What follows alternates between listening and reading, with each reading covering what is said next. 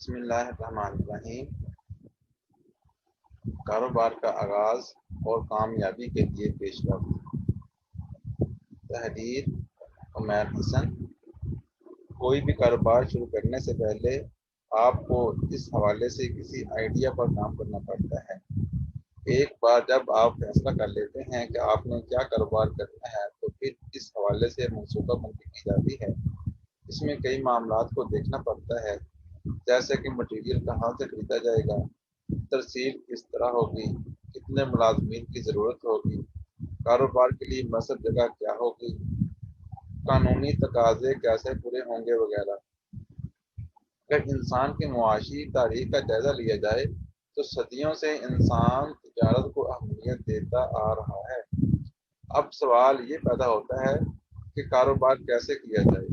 اس ضمن میں چند ضروری امور کو دھیان میں رکھنا لازمی ہے۔ حکمت عملی مرتب کرنا۔ جب آپ اپنی طبیعت، دلچسپی اور میلان کا جائزہ لیتے ہوئے اس بات کا فیصلہ کر لیتے ہیں کہ کون سا کاروبار کرنا ہے، تو پھر آپ کو اس حوالے سے اپنی صلاحیت اور قابلیت کو جانچنا ہوگا۔ اس کے بعد آپ نے یہ دیکھنا ہوگا کہ آپ کاروبار میں کتنا سرمایہ لگا سکتے ہیں۔ آئیڈیل صورتحال تو یہ ہوتی ہے کہ کوئی ایسا کاروبار کیا جائے جس میں کم سے کم سرمایہ لگانے پر زیادہ نفع حاصل ہو۔ کاروبار کی ایک حکمت عملی یہ بھی ہو سکتی ہے کہ آپ ادھار کے بجائے نقد پر کام کریں، یا پھر ادھار کی صورت میں ایسا حساب رکھیں کہ مقررہ تاریخ پر ادائیگی ممکن ہو جائے۔ ایمانداری سے کام کرنے سے مارکیٹ میں اچھی ساکھ بڑھ جاتی ہے۔ مالی انتظام۔ کوئی بھی کاروبار کرنے کا بنیادی تقاضا یہ ہے کہ آپ جو بھی خدمات انجام دے رہے ہیں اس سب کا حساب کتاب رکھیں۔ آپ جو بھی مصنوعات بنائیں یا فروخت کریں اس کا مکمل حساب رکھیے کہ کس تاریخ کو کون سی چیز کس سے خریدی تھی۔ تمام خرید و فروخت کی رسیدیں لازمی اپنے پاس رکھیں۔ ہوم ڈلیوری کی خدمات مہیا کر کے فروخت میں اضافہ کیا جا سکتا ہے۔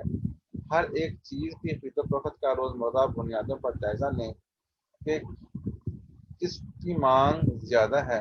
انہیں بنانے والی کمپنیوں سے رابطہ کر کے معلوم کریں کہ وہ زائد فروخت کرنے پر آپ کو زیادہ سے زیادہ کتنا منافع دے سکتے ہیں۔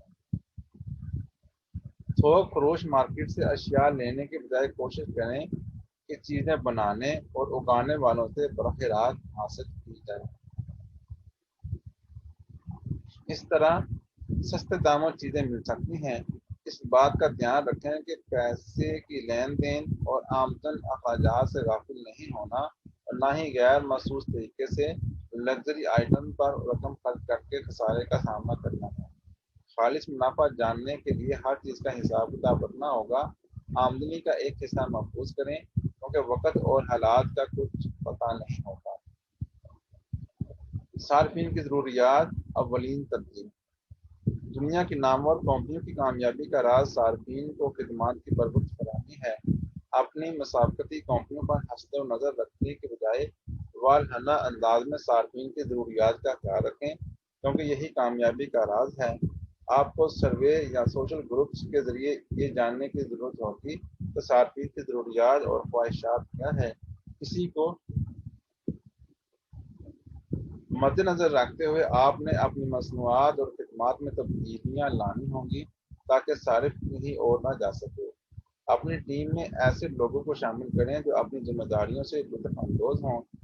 اس طرح وہ آپ کے صارفین کا نیک نیتی سے خیال رکھتے ہوئے بہتر کارکردگی کا مظاہرہ کریں گے۔ غلطی کا اعتراف و اصلاح۔ انتہائی ذہین لوگ بھی غلطی کرتے ہیں، لیکن اس کا اعتراف اور آئندہ اصلاح کرنے کا بھی کھلے دل سے اظہار کرتے ہیں۔ آپ مشاہدہ کریں گے تو معلوم ہوگا کہ کامیاب لوگ مستقل اپنی اصلاح کرتے ہیں، سوچ کا زاویہ بدلتے اور مسائل کو سمجھنے کے لیے نظر ثانی کرتے رہتے ہیں، باوجود یہ کہ مسئلہ حل ہو چکا ہوتا ہے۔ وہ نئی آراء، نئی معلومات، تصورات اور تضادات کو قبول کرتے اور اپنی ہی سوچ کو چیلنج کرنے کے لیے اپنا ذہن کھلا رکھتے ہیں۔ اگر آپ تنقید برداشت نہیں کر سکتے تو پھر کوئی نئی دلچسپ چیز نہیں کر سکتے۔ تخلیق و اختراع کے لیے کوئی وقت برا نہیں ہوتا۔ دریافت اچانک ہوتی ہے۔ مطالعے کی عادت ذہنی صلاحیتوں کو پروان چڑھاتی اور ہمیشہ سوچنے پر مجبور کرتی ہے۔ کام میں لچک اور نرمی۔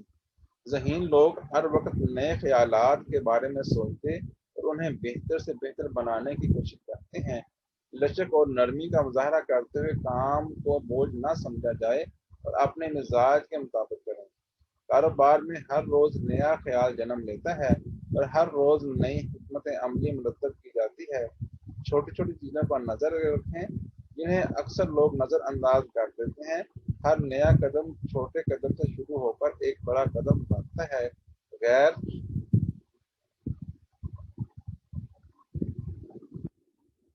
اہم سمجھی جانے والی چیزیں کسی بڑے خسارے کا موجب بنتی ہیں۔ اس لیے کاروبار میں تنظیم اور ترتیب لازمی ہے۔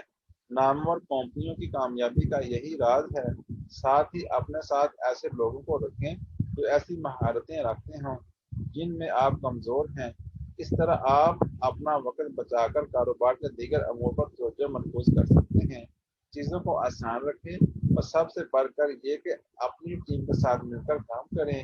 اسٹیو جابز کی اپیل اور پکسار میں کامیابی کا راز یہی تھا کہ انہوں نے وہاں اوپن ورک کلچر کو پروان چڑھایا تھا جہاں لوگ ایک دوسرے میں گل مل جاتے اور مقاصد شیئر کر سکتے تھے۔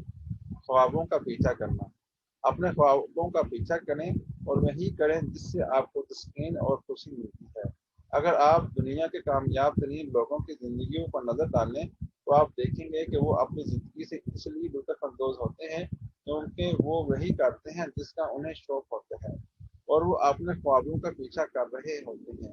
اپنے کام سے لطف اندوز ہوں کیونکہ یہ کسی بھی کامیاب کاروبار کا سب سے زیادہ اہم جزو ہے۔